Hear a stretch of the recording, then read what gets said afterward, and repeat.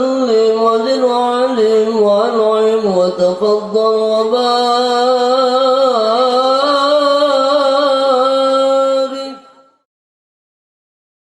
Bismillahirrahmanirrahim.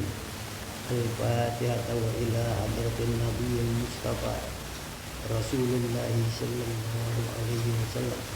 Summa ila arwahi abaina wa ummatina wa ajdadina wa jaddatina wa masyayikhina fid din. Khususan muallif hadzal kitab Riyadul Badi'ah. Nafa'anallahu bihi wa bi'ulumihi fi darainil Fatihah. A'udzu billahi minasyaitonir rajim. Bismillahirrahmanirrahim. Alhamdulillahi rabbil alamin. Arrahmanir rahim. Maliki yaumiddin. Iyyaka na'budu wa iyyaka nasta'in. Ihdinas siratal mustaqim. Siratal ladzina an'amta 'alaihim ghairil maghdubi 'alaihim waladdallin.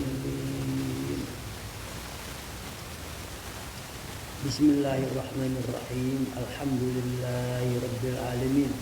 Wassalatu wassalamu ala sayyidina Muhammadin asrafil anbiya wal mursalin wa ala alihi wa sahbihi ajma'in. Subhanaka la ilma lana illa ma 'allamtana innaka antal alimul hakim. Rabbi shrah li sadri wa yassir li amri wahlul 'uqdatam min lisani yafqahu qawli. Wa bisanadinal muttasili ila sayyidinal muallif rahimahullahu ta'ala wa adaman naf'a bihi wa bi ulumihi fi daraini amin. Kita lagi mempelajari tentang hal-hal yang membatalkan sholat. Kalau kita lagi sholat, kita kerjain ini nih, maka sholat kita batal. Kemarin udah banyak, sekarang lanjutannya apa? Wassalamu amdan fi ghairi mahalli. Wassalamu mengucapkan salam amdan dengan sengaja, fi ghairi mahallihi bukan pada tempatnya. Tempatnya kan di akhir tahiyat, akhir udah rapi, innaka hamidum majid, di situ tempatnya salam. Kemudian ada seseorang salam bukan pada tempatnya, lagi diri, habis ruku sami Allahu liman hamidah, assalamualaikum warahmatullahi wabarakatuh, bukan posnya diberhenti. Ya, jadi tidak boleh mengucapkan salam kecuali pada tempatnya kalau udah terakhir. Kecuali begini, kita sembahyang baru 2 rakaat, kita kira udah rapi, assalamualaikum warahmatullahi wabarakatuh, kurang 2 rakaat, naik aja langsung. Bukan dari mula lagi, tidak batal, sebab kita lupa. Yang dibilang di sini amdan, artinya amdan sengaja. Kalau lupa tidak. Kadang-kadang tahiyat pertama duduknya kayak tahiyat kedua karena lupa, sembahyang kacau pikirannya, mikirin apalah kira-kira, ya apa utang, sembahyang tidur. Mestinya duduknya iftiras, di duduk tawarruk, padahal tahiyat pertama. Lalu dia uyah salam, assalamualaikum, dia ingat langsung aja diri, jangan pakai ya udah salam ulangi lagi dah, enggak. Ya, jadi tidak membatalkan sholat kalau kita memberi salam walaupun bukan tempatnya, tetapi karena lupa. Kalau kita sengaja di mana juga selain pada tempatnya, batal, rusak sholatnya. Amdan, ya, sengaja. Kemudian wa fa'lu syai'in minal arkanil fa'liyati amdan fi ghairi mahallihi. yang merusak sholat, yaitu fa'lu syai'in minal arkan. Arkan itu ya, mengerjakan sesuatu rukun fi'li. Mana sih rukun fi'li? Ruku, tidak, sujud, itu semua rukun fi'li namanya. Lalu ada seseorang sholat mengerjakan rukun fi'li sengaja, ya, fi ghairi mahallihi, bukan pada tempatnya. Bukan tempat sujud dia sujud, bukan tempat ruku dia ruku. Itu namanya mengerjakan satu rukun fi'li dengan sengaja yang bukan pada tempatnya. Kemudian dia lagi duduk Robi Firli, ya, warhamni warfani, mestinya sujud, mestinya dibangun ruku. Itu keterlaluan namanya. Artinya bila seseorang lagi sholat mengerjakan satu pekerjaan fi'liyah, perbuatan yang bukan tempatnya, tapi sengaja. Kalau kagak sengaja ya lupa kayak tadi, nggak apa-apa. Ada orang udah ruku misalnya, sami Allahu liman hamidah, aturan sujud di ruku lagi, ya. Kalau dia lupa nggak apa-apa.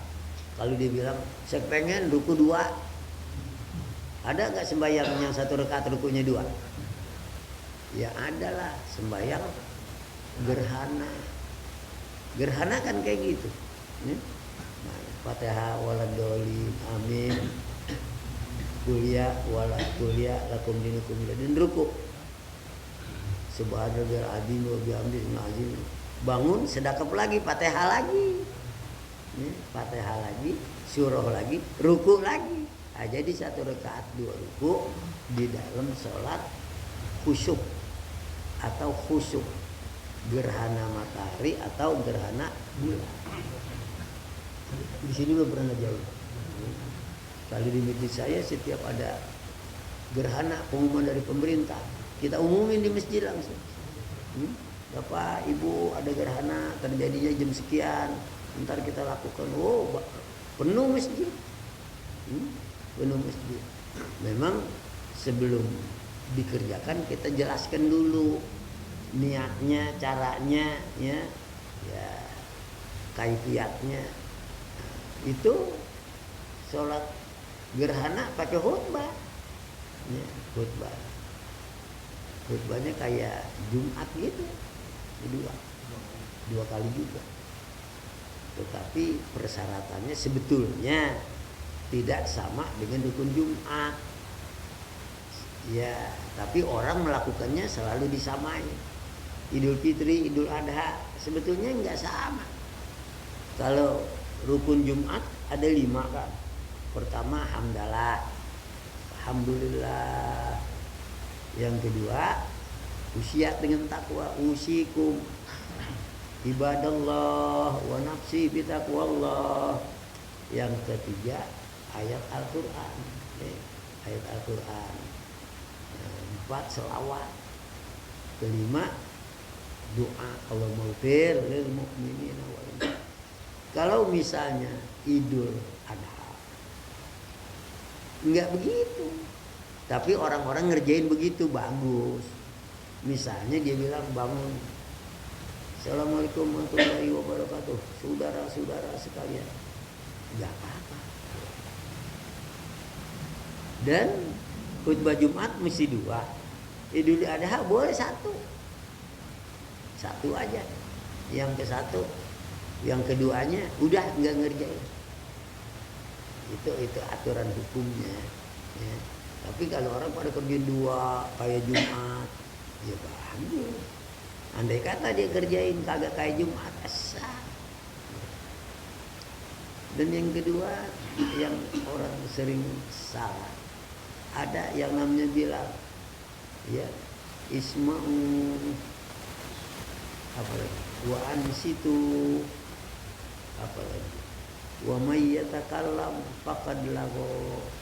Salah itu. Artinya apa tuh? Dengerin, perhatiin. Siapa yang khotib lagi berkhutbah, dia bicara sia-sia Idul Adha-nya. Salah. Itu untuk Jumat. Kalau Jumat boleh. Siapa yang berbicara ketika khatib sedang berbicara, maka sia-sia Jumatnya. Benar. Hadis begitu. Tapi Idul Adha, Idul Fitri orang pakai itu. Siapa yang? Padahal kagak begitu. Dan yang kedua, yang ketiga, dia bilang kalau siapa yang bubar sebelum khutbah selesai, tidak sah Idul Adha-nya. Enggak. Jumat benar. Siapa yang selesai pulang duluan sebelum khutbah selesai atau Jumat selesai, tidak sah. Kalau Idul Adha malah kalau mau umumin kayak gini. Bapak-bapak, ibu-ibu, sekarang giliran khotimah. Siapa yang mau dengerin silakan. Siapa yang mau pulang silakan. Begitu. Cuman kalau kita umumin begitu pulang semua. Iya, padahal begitu kata Nabi. Faman sa'a hadar wa man sa'a raja. Siapa yang ada waktu mau dengerin silakan. Siapa yang mau pulang silakan. Cuman nih ustaz-ustaz pada umpetin nih hadis nih. Ya, malah dia kemukakan kebalikannya. Siapa yang pulang sebelum khotib selesai maka tidak sah Idul Adha-nya. Kagak ada, salah. Tapi kita nih kalau kebetulan saya dengar sekali bilang salah tuh jangan, biarin aja udah. Ya yang penting biar pada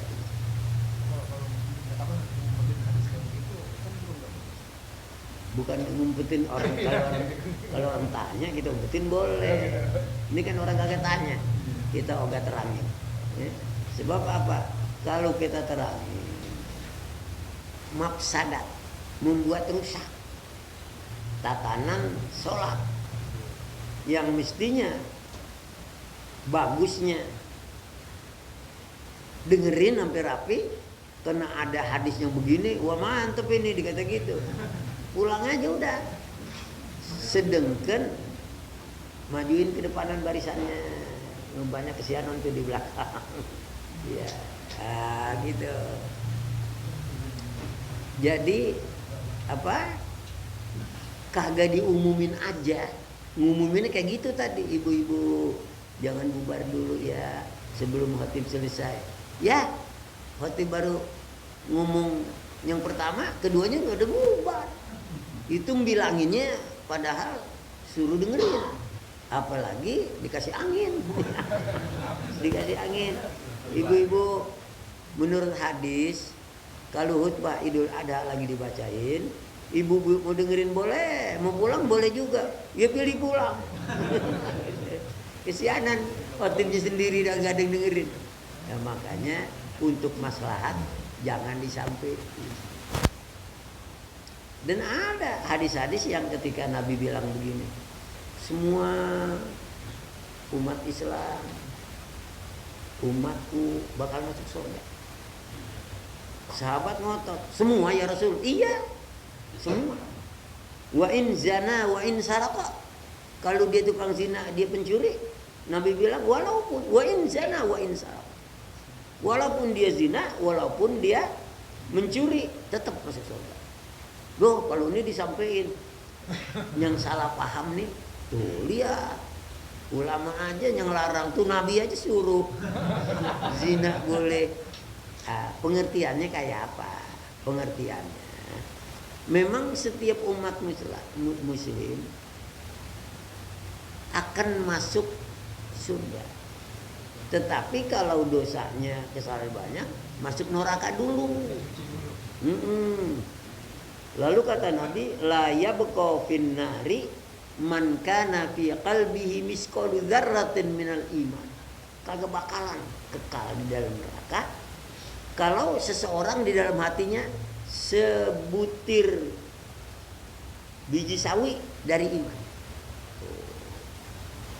Cuman lamanya di neraka yang Ya sebentar aja nggak ada yang sanggup. Sebentar kagak sanggup. Ini lagi lama. Berapa masuk neraka? Cuman 2 hari. 2 hari berarti 2000 tahun. Ya, kalau 2 hari sini, ya 2 hari sini kagak sanggup.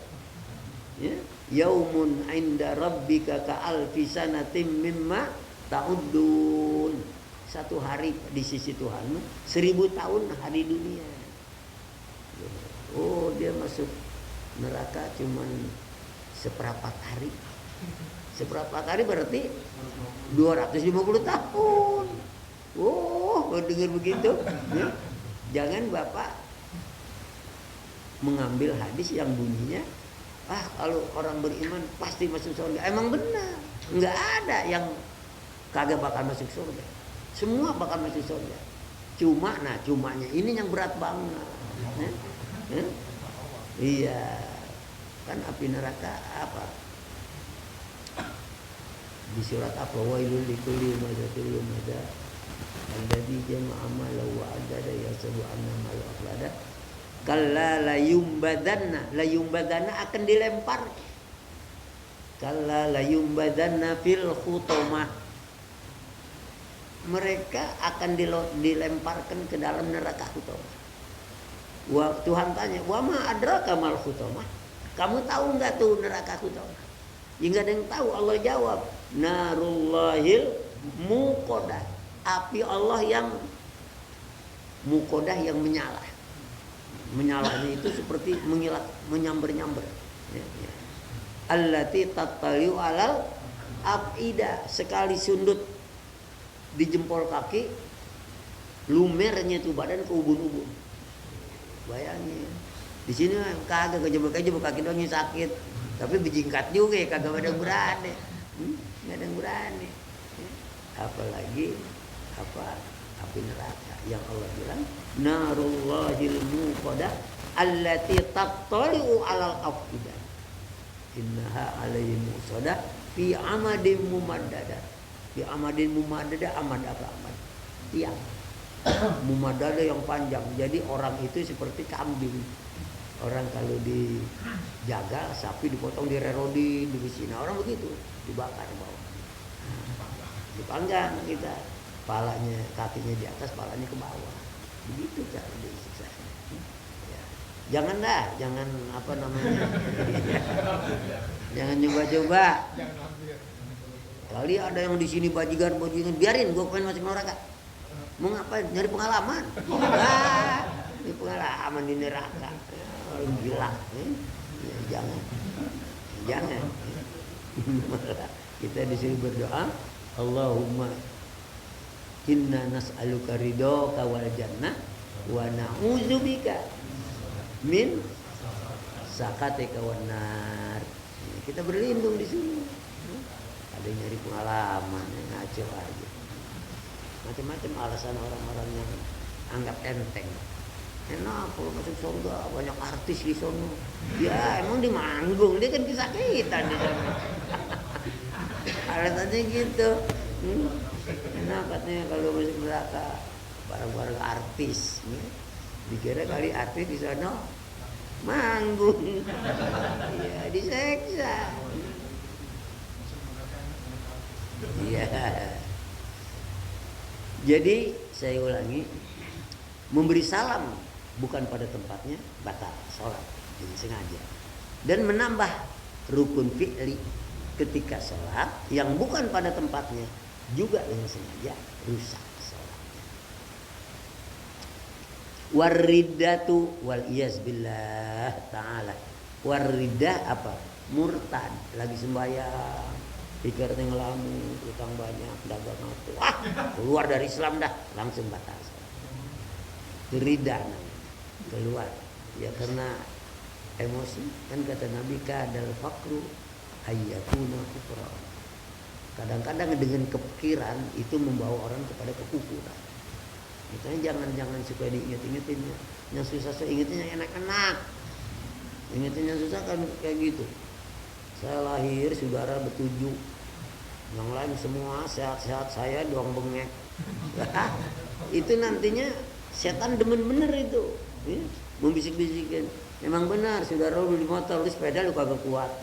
Kata setan nih. Ya. Nah akhirnya begitu ngambek dia. Ya, kata setan, keluarnya dari Islam. Keluarnya dari Islam, murtad. Nauzubillah min dzalik. Di sini dibilang wal iyad billah. Ya, wal iyad billah. Berlindung kepada Allah dari ucapan kayak gitu. Berlindung kepada Allah dari murtad. Walaupun susah menghimpun utang membelit, kita tidak boleh murtad. Sebab misalnya taruh udah di murtad juga. Berapa lama? Setahun. Udah setahun objeknya tembus. Duitnya banyak. Waduh, mantep juga. Masuk Islam lagi dah. Kalau dia masuk Islam lagi, maka seluruh amal yang dikerjain wajib dikodok. Sembayangnya, puasanya, kalau masuk bulan Ramadan, zakatnya, bayar semua. Kecuali kalau orang yang non muslim. Non muslim kalau sembahyang orang yang non muslim, umur 8 tahun, 80 tahun, udah tua, masuk Islam, 2 hari mati, surga bulat-bulat. Mantap. Iya. Ini salah sih, coba cek aja. Iya, jangan begitu. Iya. Udah, coba gua jadi cek acung dulu. 80 gue masuk Islam, baru 70 mati nolak. Ya, jadi lagi sholat kita rida murtad, batal sholat kita. Lah kan kagak kentut, kagak ngomong, kagak iya, yang itu juga batal. Ini belum lagi bicarakan sholat. Islam ya kan udah keluar, udah nggak Islam lagi dah. Saya mau masuk agama apa? Kalau di Sukma masuk apa? Hindu. Dia udah menyatakan diri keluar dari Islam di Sukma dan memeluk agama Hindu. Dari dulu aja, ngapa dari sekarang? Emang dia begitu dari dulu. Islam segala nabi dibandingin sama bungkas sama bapak. Segala suara azan lebih bagus suara hidung. Iya, macam-macam aja. Baru sekarang nyatanya dari dulu aja. Apalagi yang membatalkan sholat, wan kisaful aurati lil qadiri ala satri. Inkisab terbukanya aurat bagi orang yang mampu menutup aurat. Maksudnya gini, kayak kita ini termasuk orang yang mampu menutup aurat. Kita kalau sholat kita bisa pakai kain, emang dia punya kain, lalu dia punya baju nutup aurat bisa. Udah gitu lagi sembahyang ngikat kenceng kedodoran, loncengnya sampai goyah, orang pada lihat, bagaimana? Batal. Kalau baru mau kedodoran dia angkat buru-buru boleh. Atau ada punya kain atu-atunya bolong lagi jurusan paha, tekep aja. Kalau bolong kecil, bolongnya gede geroak ya. Agak itu ya. Kecuali kalau orang yang kagak kuat nutup aurat. Artinya apa? Mau sembahyang baju nggak punya, kain nggak punya, wajib sholat, wajib. Telanjang boleh emang. Jadi kalau nggak suruh telanjang kan kagak punya apa-apa. Lagi sembahyang kedodoran, enggak kedodoran tuh. Orang dari awal kagak tutup. Iya, yang begitu kagak batal. Tapi bagi yang mampu, kita ini mampu. Kalau cerita begitu sekarang udah nggak ada, cuma masalah. Hukumnya punya masalah. Orang telanjang boleh sholat. Ya. Sholatnya jangan di tempat orang ramai. Ya. Atau mau sholat di pinggir jalan besar, telanjang. Orang senewan. Kan katanya hukum boleh sholat telanjang, emang boleh, tapi tempat tertutup. Iya, ini sholat di jalanan misalnya, itu udah dianggap bukan orang benar. Nah, jadi orang yang mampu nutup aurat ketika sholat lalu terbuka batal. Bagaimana di sholat di lapangan? Dia pakai apa? Mukna apa tuh? Kain mukna. Kain singkap air apa? Angin. Ya. Buru-buru tuh. Kalau misalnya angin singkap didiemin aja. Malah digoyang-goyangin. Itu orang stres tuh bayang begitu. Kan kita lihat di video ada lagi sembahyang model baru nih. Ini lagi sembahyang rukunya pok bangun kayak orang apa ruku 3 kali tuh 2 3 ruku 4 bayang banget aliran baru katanya ya itu aliran usang itu aliran menyesatkan. Ada lagi yang sambil sembahyang pantatnya dikeliatin dibuka gitu aja pantatnya digoyang-goyangin. Emang sembahyang begitu yang begini sih demen emang lihatnya. Tapi jangan. Iya. Ente tanya dia dah. Caranya ente tanya dia dah. Kalau dia begitu sembahyang sah, ya kagak bakalan. Apalagi wa taghyirun niyyati, berubah niat. Sembahyang Allahu Akbar wallahu bang zohor apa? Dia niat, bukan bang zohor asar, yang enggak boleh jadi. Enggak bisa kayak gitu. Boleh merubah niat bagi orang yang sembahyang sendiri. Tahu-tahu ada yang ngikutin jadi makmum. Dia kepengen dapat pahala, dia bilang saja aku jadi.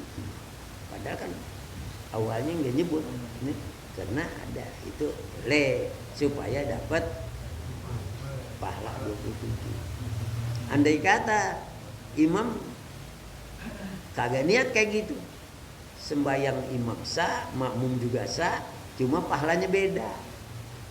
Yang niat makmuman dapat 27, yang kagak niat sendiri ya 1.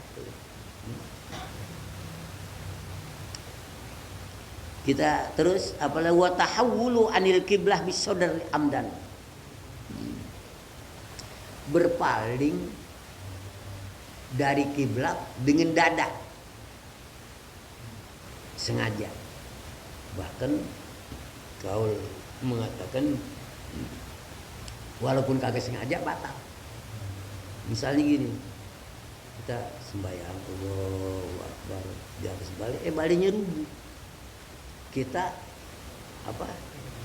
Ya tersungkur jatuh. Tapi dalam keadaan diri kagak sampai, cuma dadanya udah berubah. Tadi macam ini kalau jatuh berubah. Nah itu batal. Batal ini dada. Kalau muka tidak. Kita lagi sembahyang Allahu Akbar. Baliknya tadi miring melengsuk gitu kena apa? Muka kita jadi nengok gitu. Ya enggak apa. Walaupun disengaja masih enggak apa. Kita sembahyang Allahu Akbar. Ada orang jalan, kita kata pacar kita kali, orang gila, ya. Nggak batal. Kita nengok. Cuman makruh sembahyang begitu, tandanya nggak khusyuk. Kan yang Allah terima kata Allah qad aflahal mu'minun alladzina hum fi sholatihim, beruntung orang beriman yang sholatnya khusyuk. Kalau kagak sholatnya kagak khusyuk, sahun. Ya, fawailul lil musallin, celaka, masuk neraka orang yang sholat. Tapi alladzina hum an sholatihim, yang sembayangnya sahun. Apa sahun? Ngelindur, lalai, tidak kudurul kolom, tidak konsentrasi, tidak khusyuk. Itu apa? Jadi merubah apa? Dari arah kiblat dengan dada sengaja, pasti batal. Terakhir, illa fis sholati siddatil khauf, kecuali pada sholat sangat takut. Sangat takut artinya sholat orang yang sambil lari. Yang jelas contohnya sholat perang, ya, sholatul khauf namanya.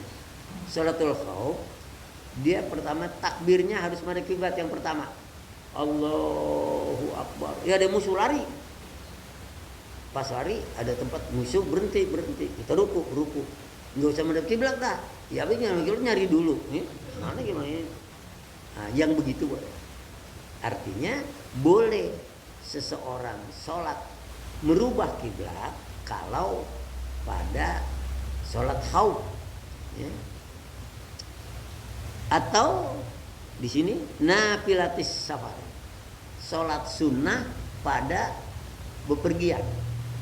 Kalau bepergian sekarang ya taruh dah naik mobil, wah ini betul kiblat nih. Allah, ada tikungan, bukan madhab, enggak apa-apa. Namanya sholat fis safar, dalam perjalanan. Kalau Nabi dulu sholat di unta, untanya diarahin ke kiblat dulu. Allah, digetak jalan, ya, tergantung jalanan dan tanah kungsang atau tukang pancing, ya, mancing di laut. Iya, waktu sholat dia sholat. Waktu dia takbir madhab kiblat, takbir Allahu Akbar. Perahunya ditiup angin, melenceng mah.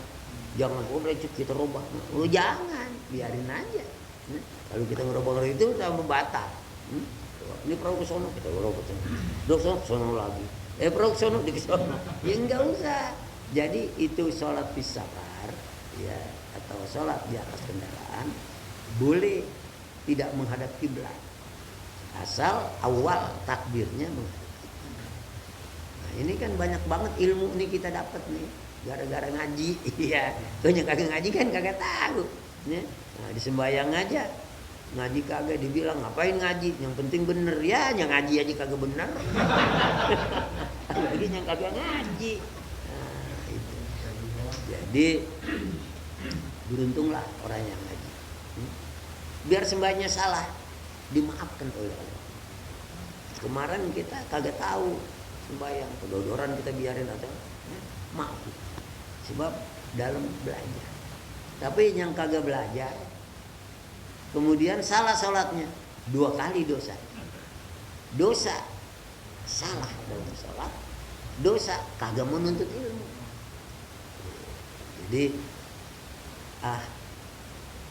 ucapan yang terkenal wa kullu apa? Ya, apa tadi? Wa kullu man bi ghairi ilmin ya'malu a'maluhu mardudatun la tuqbal. Wa kullu man, siapa aja bi ghairi ilmin, kagak ada ilmunya, enggak ngaji, ya'malu tapi rajin beramal, sedekah, rajin puasa, qiyamul lail. Tapi ilmunya enggak ada, kan ngaji. A'maluhu, semua amal ibadahnya mardudatun, ditolak. La tuqbal, kagak diterima. Ditolak aja udah kagak diterima, ditolak kagak diterima, diperkuat lagi. Nah, jadi disinilah pentingnya ngaji. Baik, nanti syaratul jamaah. Nah, pelajaran berikutnya lebih penting, bagaimana cara sholat berjamaah. Kalau masih ada yang mau bertanya silakan. Ya, saya ini hari kosong, artinya kosong, nggak ada jadwal lagi. Oh iya silakan. Misalkan dia imam Ustaz, tapi dia misalkan baca surahnya atau apa ya salah gitu kan, tapi dia nggak ngaji Ustaz, artinya jadi itu apa data bisa kalau dia imam. Imam itu baca Quran salah, ya, terus tidak sesuai dengan takbir, hanya gunanya hidupnya. Iya, terus sesuai dengan takbir itu nggak maaf nggak kalau dia berhenti apa ngaji dulu gitu, sekarang berhenti lah gitu, nggak ngaji lagi, apa termasuk dia itu berhenti ngaji, padahal belum dapat.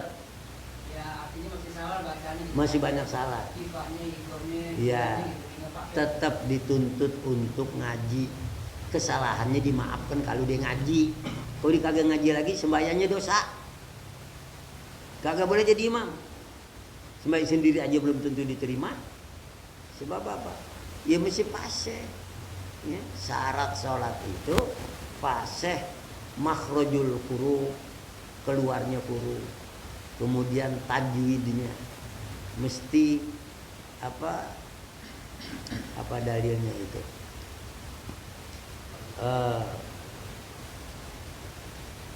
Malam yujawwidil Qur'ana asimu wal akhzu fit tajwidi hatmun lazimu. Malam yujawwidil Qur'ana asimu. Memakai ilmu tajwid di dalam qiraat Quran hukumnya wajib. Ya.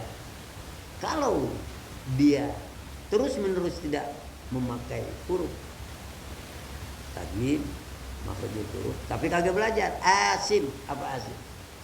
Berdosa. Asim berdosa. Kecuali kalau ada orang dari Jawa udah tua baru belajar ngaji. Alhamdulillahirabbil alamin. Ar-Rahmanir Rahim. Gurunya kata udah bosen ngajarin dulu. Sejak lu itu ngajar, itu sah buat dia. Asal jangan jadi imam. Ada limanya begitu. Yang mana dia boleh jadi imam?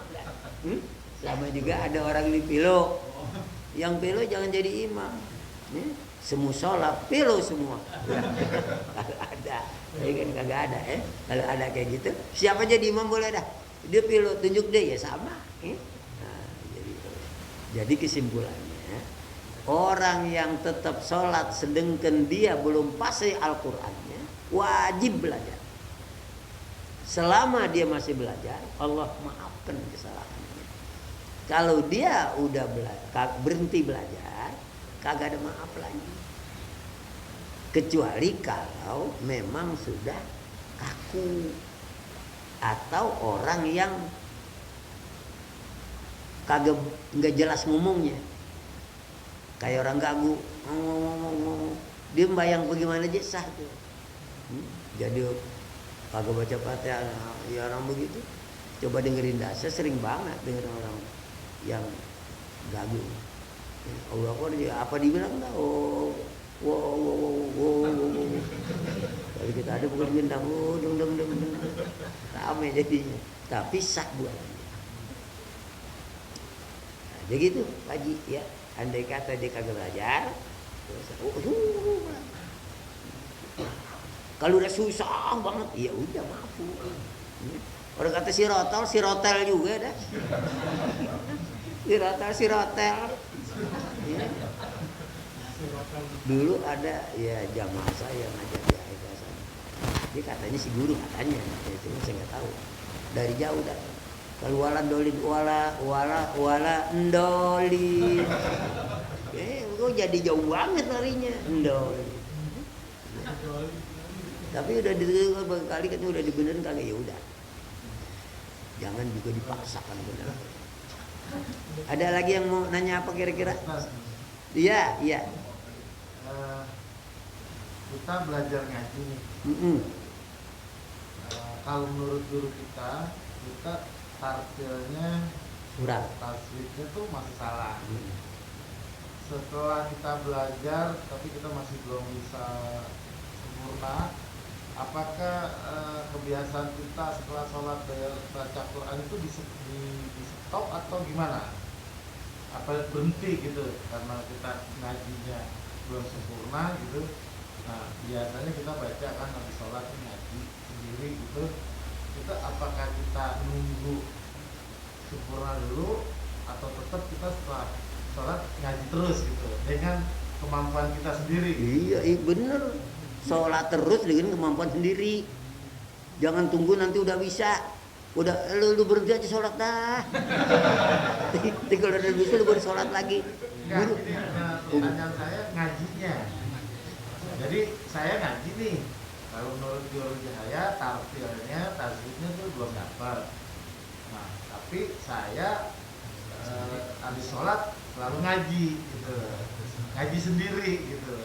Nah sekarang kalau udah dinilai sama guru saya tartilnya belum benar, tasbihnya belum benar, apakah kebiasaan misalnya habis sholat itu ngaji di stop nunggu Oh, ngaji Quran maksudnya. Iya, nunggu ngaji saya benar atau tetap jalan. Kalau ente stop, makin kagak benar. Mestinya terus baca. Oh, tadinya baca Quran kurang benar, padahal sebenarnya ngaji. Ya terusin aja ngajinya, tapi sambil memperbaiki. Kalau udah ngajinya berhenti aja dah. Itu aja nggak dapat, berhenti lagi, nggak dapat lagi. Jadi tetap lanjut ngaji sebisanya.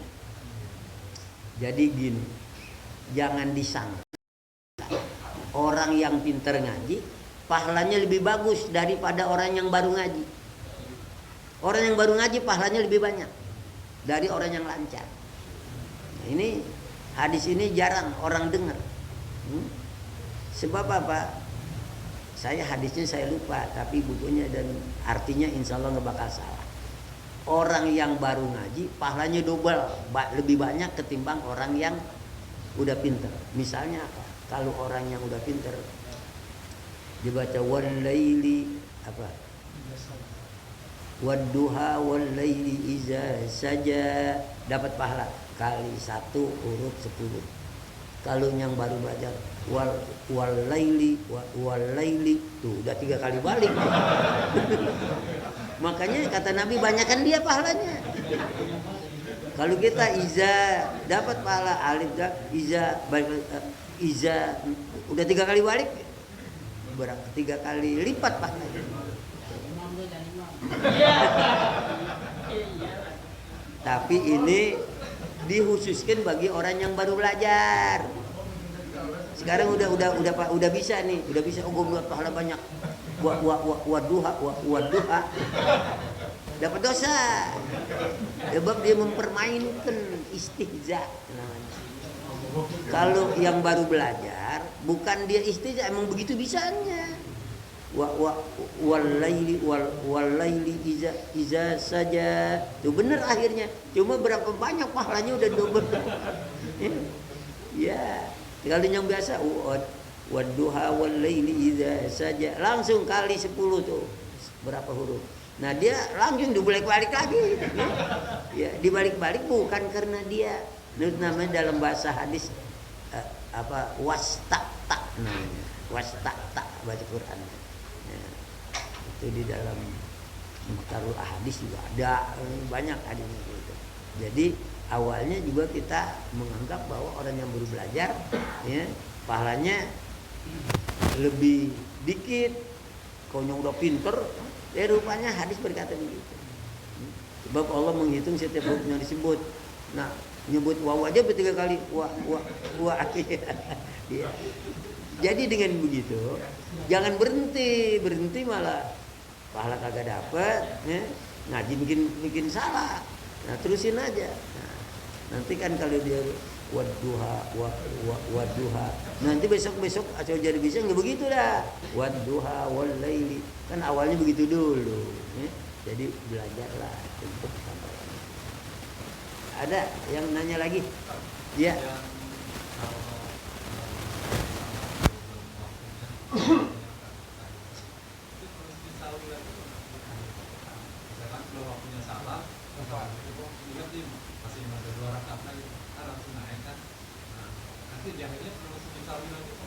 Enggak.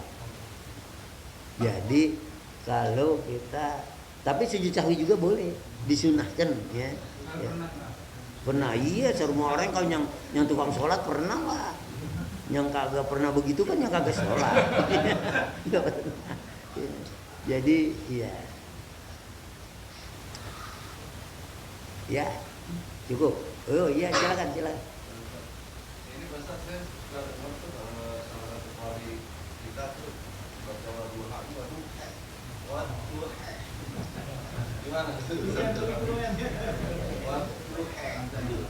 Al-Quran bukan 1 qiraat, ada 7 qiraat. Yang kita biasa tuh yang murattal. Qiraat apa yang biasa? Apa? Abu Hafs. Ada qiraat yang begitu memang, wadduha walaili iza. Dia pakai ilmu. Dulu pada zaman Nabi Nabi mengajarkan orang yang umum saja baca Al-Quran. Ada orang-orang yang menurut Nabi, wah ini suaranya bagus. Nabi ajarkan qiraat lain yang disebut sekarang sampai qiraatus shaf. Lalu orang itu baca, didengar sama Umar. Umar belum dapat nih ilmu. Umar dapatnya ilmu yang umum. Lihat nih orang baca kagak ngomong, kau cekek aja lehernya. Seret aja tuh orang seret. Sampai ketemu Nabi.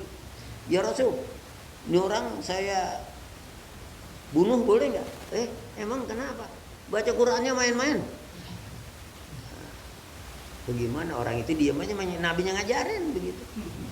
Itu coba, ya lepas Umar lepas, coba baca model itu wadduha tuh Rasul dulu dengar. Itu memang ada qiraat begitu gitu, namanya qiraat ano. Kamu belum tahu Umar? Astagfirullah. Dosa dong saya. Ya dosa banget. Coba orang bicara dari padahal benar. Coba bacaan qiraat ya. Kan ada tagasi dibaca. Ya misalnya apa? Innahum, dia baca innahumu. Begitu. Itu memang ada ilmu qiraat namanya. Ya, apalagi kalau kita belajar tafsir kan ada boleh dibaca. Misalnya apa? Tusyaddidun boleh. Ya. Nah, jadi yang baca itu yang udah pinter dan udah mempelajari. Tapi kalau kayak ente baca begitu ya jangan. Jadi coba dah kalau Muammar kalau baca kan dia baca Qur'annya itu paling satu baris. Cuma seluruh qiraat dia terapkan. Dulu pernah ada saya ya kebetulan Kiai Sukron dan penceramahnya qorinya dia, penceramahnya saya sama Kiai Sukron. Dibaca kayak gitu tuh. Baca satu baris. Ini qiraat begini, balik lagi qiraatnya lain, balik lagi, ampun. Bagi satu ini lama. Kata Kiai Sukron tuh, begitu tuh. Orang yang udah ahli katanya. Satu baris aja sampai 7 qiraat, 7 ini dibaca. Ini hebatnya Muammar internasional. Ya, tapi kita lihat qori-qori lain juga banyak yang niru, cuma nggak sampai 7 qiraat. Paling qiraat 1 atau kedua atau ketiga. Kadang-kadang innahumu. Nah, itu qiraatnya. Tapi kalau Muammar 7-7-nya termasuk yang kayak tadi itu. Ya. Faghasyaha ma ghassi. Sekarang kita main-main gitu. Dulu pernah mengeluarkan kaset Muammar kayak gitu. Oleh pemerintah Indonesia dilarang kasetnya beredar. Kenapa? Menurut pemerintah Indonesia, dikhawatirkan orang awam menganggap dia main-main. Kalau saya sih kurang setuju kalau pemerintah melarang. Mestinya pemerintah dalam hal ini Departemen Agama mestinya memberikan penjelasan ya, bahwa begitulah qiraat Al-Quran ya supaya pada belajar. Cuma enggak sempat memberikan penjelasan, khawatirnya yang lebih besar. Nanti orang sembarangan aja baca Quran, udah nggak boleh beredar. Ya, nggak beredar. Ya. Baik, cukup ya apa ada? Yang namanya sholat khusyuk itu kayak sih, soalnya kalau zaman sekarang nih masih banyak pikiran. Sholat khusyuk yang bagaimana? Kalau begitu ini orang nggak pernah khusyuk. Sholat khusyuk artinya apa? Di sini dibilang hudurul qalb. Hati itu nggak kemana-mana. Pikiran itu tetap Allahu Akbar. Pikiran kita konseren kepada Allah yang Maha Besar. Hati kita itu setiap kita baca kita tahu artinya. Itu khusyuk. Yang Allah bilang beruntung orangnya sholatnya khusyuk. Punya nggak khusyuknya kayak apa? Artinya nggak ada. Ini Allahu Akbar. Artinya dikoprok. Emang direncanain mau ke pasar, mau belanja. Pikirannya tuh, ini pasar masih ramai, kagak belanjanya. Nah itu yang kagak khusyuk. Lalu pikirannya tuh yang dipikirin anaknya lawan bayaran. Itu yang kagak khusyuk. Kalau pikirannya enggak mikirin kayak gitu. Lalu kalau begitu sembahyang kita banyakkan yang kagak khusyuk dong. Iya. Sebab khusyuk itu enggak gampang. Enggak gampang. Enggak semua orang bisa khusyuk. Jadi kalau pikiran kita itu ngayap, tarik lagi. Mikirin apa-apa, lalu sembahyang berhentiin. Begitu cara mengembalikan khusyuk. Kalau pada zaman Nabi kan Nabi bilang, siapa yang bisa sembahyang khusyuk, saya kasih upah. Ali bin Abi Thalib jawab, saya ya Rasul. Sebab Ali paling terkenal sholatnya. Dia pernah kena tombak kan. Dibilang jangan cabut tombak ini kecuali saya lagi sholat. Pas ditakbir Allah, sakitnya kayak apa dia kagak rasain. Itu arti khusyuk. Selesai udah dicabut, udah nggak terasa. Nah makanya dia angkat tangan. Ya saya bisa. Ali 2 rakaat aja ya. Tapi jujur, ntar kalau khusyuk bilang kagak bilang. Kalau kamu ini, saya punya burdah baju dihadiahkan oleh raja. Saya kasih kamu. Ya udah sholat 2 rakaat. Salam. Gimana? Ali khusyuk.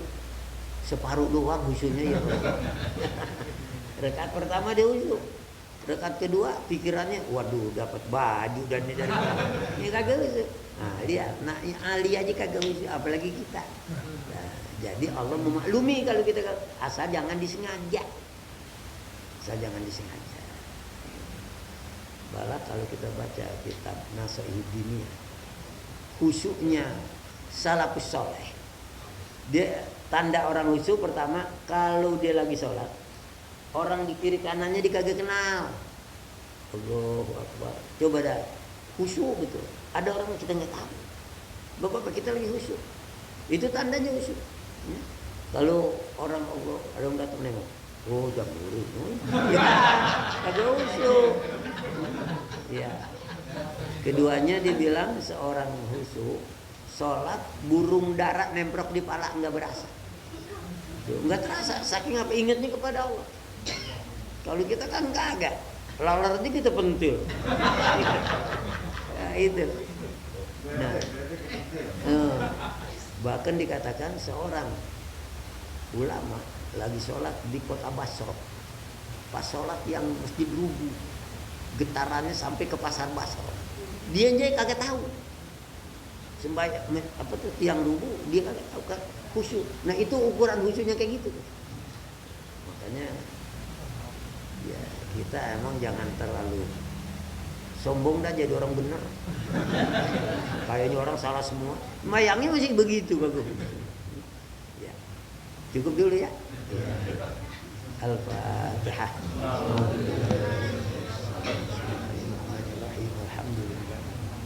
Ar-Rahmanir-Rahim Maliki yaumiddin iyyaka na'budu wa iyyaka nasta'in Shiratal ladzina an'amta 'alaihim ghairil maghdubi 'alaihim waladdallin Bismillahirrahmanirrahim Alhamdulillahirabbil alamin hamdan yuwafi ni'amahu wa yukafi masjidah Ya Rabbana lakal hamdu wa lakal syukru kama yanbaghi li jalalika wa 'azimi sultanika Allahumma salli wa sallim ala sayyidina Muhammad wa ala ali Muhammad Allahumma anfa'na bima 'allamtana وعلمنا علما ما ينفعنا وزدنا علما اللهم افتح لنا حكمتك وانصر علينا رحمتك يا ذا الجلال والإكرام اللهم ارزقنا فهم النبيين وحفظ المرسلين وإلهام الملائكة المقربين برحمتك يا أرحم الراحمين اللهم اجعلنا من الذين يستمعون القول ويتبعون أحسنه اللهم إنا نعوذ بك من علم لا ينفع وقلب لا يخشى